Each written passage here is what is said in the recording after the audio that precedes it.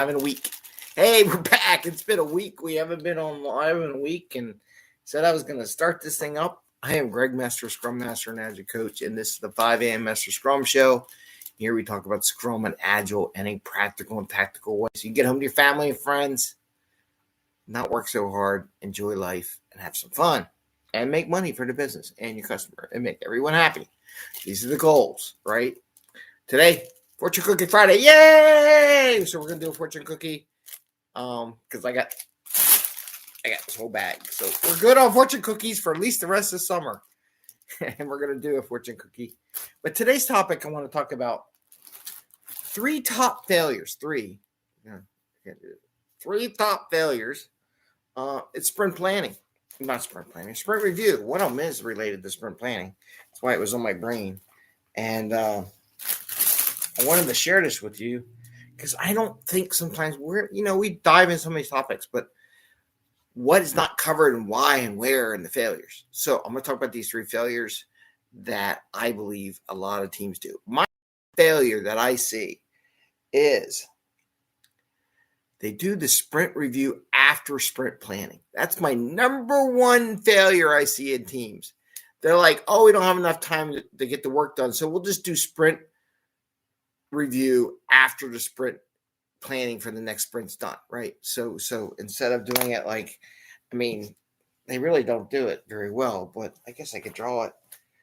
But when you show the big circle, right? And I realized when I did my podcast, I said, I got to describe what I'm drawing on the whiteboard because people in the podcast cannot understand what the heck I'm writing. So you have the big circle, right, with the line in the bottom going over, and that's a little scrum thing, right? And then you have at the end of the other side of the circle, this is scrumming, and you have your review, and then there's a retro, and then you go back around to planning again, right? Sprint planning. What's happening is that they're doing the reviews inside the next sprint.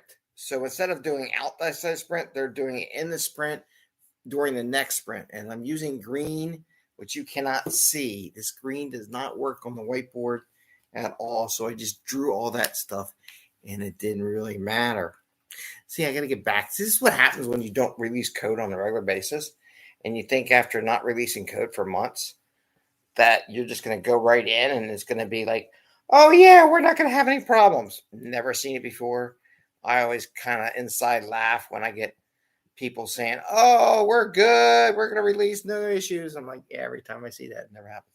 So again, they're going into, so they go through the sprint, reviewing and they're supposed to review it, do a retro, and then do that prior going into next sprint planning, right? But what's going on, my top issue, is they're doing the review post-sprint planning and why they're in the middle of the next sprint.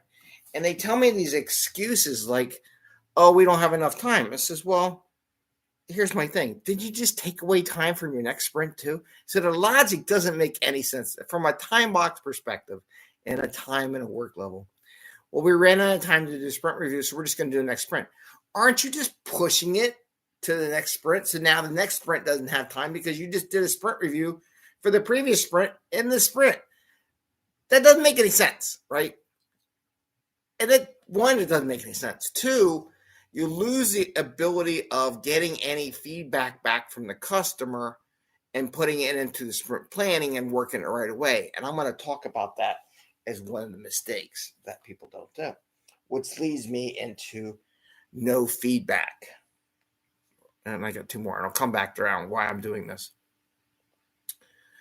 Second mistake. So the first mistake is they do sprint review after they did the next sprint planning session. Okay, so it's after it. You already picked your stories you're going to work on the sprint. You didn't do the review until the very next sprint, and so on. So in other words, you're already starting to work on stuff that's in the plan. And per Scrum Guide, you're not supposed to change it, right?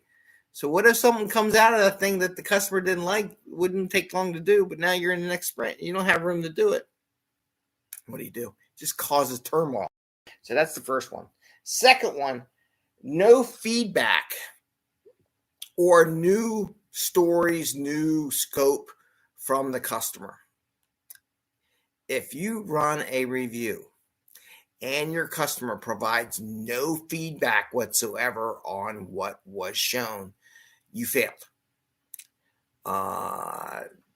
Someone say, well, the customer liked it. No. The customer should be giving you feedback on what they saw, maybe some new ideas. It should grow into the next stage. How does this fit into the next sprint?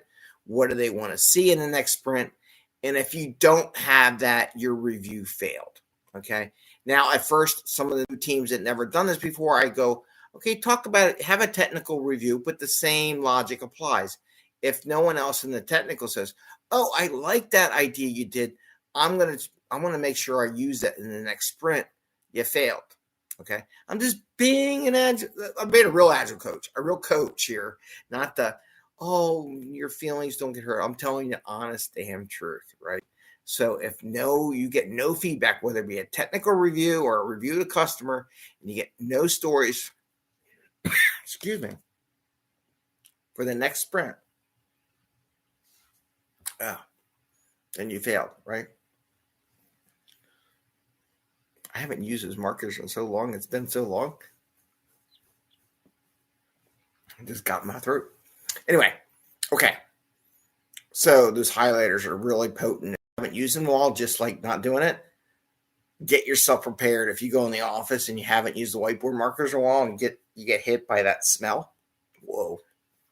That's what just happened to me.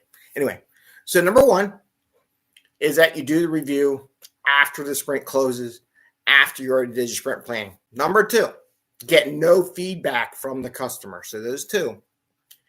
Third one, and the last one, I'm just going to give you three, because I want to do our Fortune Cookie Friday, is not giving the stakeholders of your review time to give you feedback. So many times I go through, they pack it to the gills. There's no chance for discussion.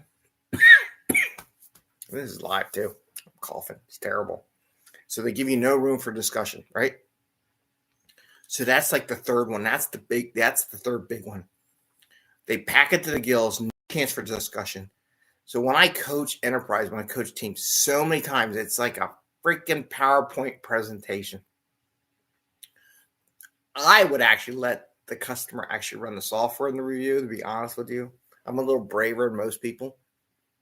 I'm like, if it breaks, we know. We've already tested it. We already checked it out. It should be working the way it's supposed to be working. And if it broke, that means we didn't come up with a test case, and now we have a feedback loop. And where I'm going at all this stuff. So there's three, right? One, do the review after sprint planning for the next sprint. Two, get no feedback whatsoever from the customer. Three, don't provide the customer any room to give you feedback during sprint review. Don't tell me that doesn't happen, because I see it happen all the time. So why am I saying this? Because truth, the review is a feedback loop. If you're not getting good quality feedback part of the review, why are you doing the review? And they say, we don't do the review because no one's interested in what you're doing. Just being honest. You want that review. Tell us what's wrong with it, right? Or tell us what you want to do and go to the next level. How do you want to take what we just reviewed here, and what does that impact our next sprint? All this is supposed to feed into the sprint planning, and here's why. Wouldn't you love to be a customer where you got shown something, you provided feedback, and the very next day, your person you hired to do the job tells you, we took your feedback and we incorporated it in the sprint, and we should have it in the next, you should see it in the next demo. I think customers would be euphoric on that. Customers are getting so beat up and so like, you never give me my feedback. You never take my feedback and give me immediate response on how you're going to implement it. By doing this the day before, you are rapidly being agile. This is what agile really is about right here. What I'm telling you right now is that you take that feedback from the customer, adapting your plan to incorporate that feedback and get it in the very next sprint. The very next day, you're telling your customer it's part of the sprint backlog. We're going to work it in the sprint. That is the mind-blowing part of what agile is. That makes the customer so happy, and you will get paid for that because they're going to like, oh my God, they actually listen to me. How many times in the world people think, no one listens to me. No one listens to me. No one listens to me. Oh shit, my team just listened to me. And in fact, they just put it in the backlog. Boom. Mind-blowing occurrence there, right? That is what Agile is about. And it's not taught in these damn classes. But I teach it that way. Anyway, but that's how it's not taught. So it's that mind-blowing idea that someone's actually going to take my feedback and actually do it. So those are the three. So the top three: doing sprint review after sprint planning for the next sprint. 2, getting no feedback whatsoever from the customer. 3, not giving your customer time and space to give you feedback during that sprint review. So those are the 3 failure modes I see. Going to go in the Fortune Cookie Friday because our show is within the time box for a daily scrum. Make sure. Last week we went a little long and the video wasn't too good in the beginning because I forgot to turn on the software. I got it on this time. So with that, we are opening the Fortune Cookie. We're going to see what the Agile accountants have to say about the show or Agile, Scrum, whatever, as it applies. I'm getting the little thing out. Last week's was pretty good. Okay. All right, here we go. Men show their character nothing more clearly than by what they think laughable. I think I just laughed a lot on that one. So I would say it says men show their character in nothing more clearly than by what they think laughable. I would say men and women. What they think is laughable more their character. So how do we do that? As an Agile coach, I'm going to laugh if you do. I'm going to roll my eyes and I'm like, why are they doing this when they do those 3 things that I just mentioned to you? But what makes them laughable? One of the things we do at one of my groups, we actually do some fun time and we want to have fun. So making us laugh shows your character. If you can't laugh at yourself and laugh at what you're doing, you're going to have a long life. But that has nothing to do with the topic. I don't know. Laugh at sprint review. Oh, how about this? There is going to be a mistake during the review. There's always something. There's always some feedback.